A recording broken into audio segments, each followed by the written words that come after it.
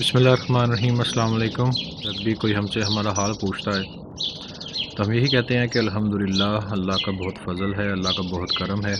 असल में अल्लाह का फ़ज़ल और अल्लाह का करम जो है वो ये है कि जब इंसान किसी के बारे में कोई दिल में बुग़्ज़ रखे तो उसको चैन ना आए। जब उसकी कोई नमाज़ छूट जाए तो वो आराम से ना बैठ सके। कोई ऐसा गुनाह कर बैठे तो उसका वो चीज़ इसको दिल में खटके। ज़िंदगी जो है इम्तिहान का नाम है, और इम्तिहान और ये मुश्किलात उन्हीं लोगों के लिए हैं जो अपनी ज़िंदगी को बदलने की कोशिश करते हैं।